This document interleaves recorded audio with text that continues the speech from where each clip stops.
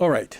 If we need more evidence for why we need laws like the SAFE Act in Ohio that we just discussed earlier with Pastor Gary, two parents in Michigan have sued their local school district, alleging school officials were calling their middle school-age daughter by a masculine name and pronouns and concealing it from the parents. So the parents, Dan and Jennifer Mead, only learned of this through a report mistakenly sent home.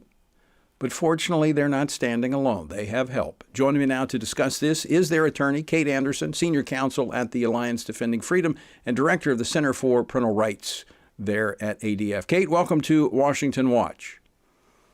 Thank you for having me on the show. So a very brief overview of the Mead story. Fill in anything that I may have missed.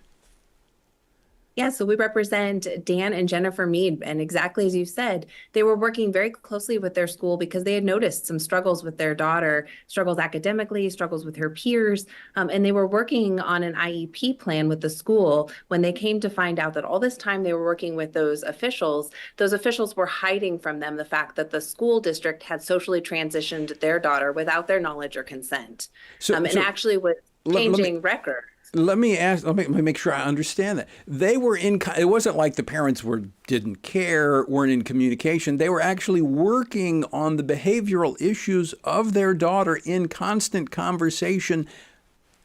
This was hidden from them.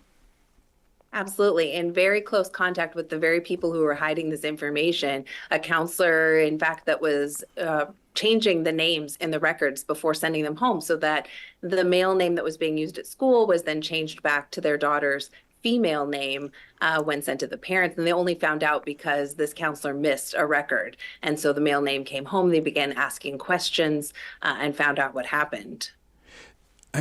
This would appear to be legally a slam dunk. Do not parents ultimately have the right to determine the well-being of their children and whether or not they're called by a pronoun or a name that's inconsistent with their biological sex?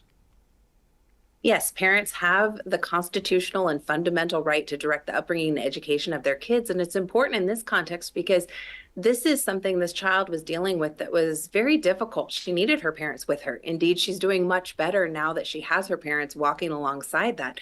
That's why parents have the responsibility to raise their kids, a responsibility given to us by God. And when the school district hides information and lies to parents about important information about their kids, they keep those parents from fulfilling their obligations, and it violates the parents' rights and it hurts the kids.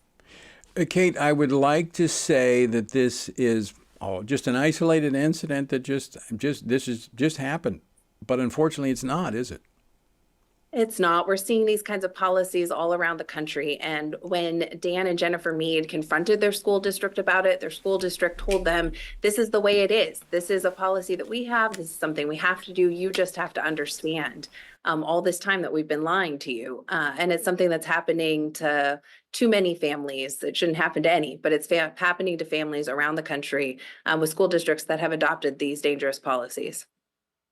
We're up against the end of the program, but what can parents do if they discover this and they find that the school district is hostile toward their concerns? Parents need to know that they have the rights to protect their kids in this circumstance. They need to make these decisions. They need to know what's right for their kids, and the law stands behind them. So be brave.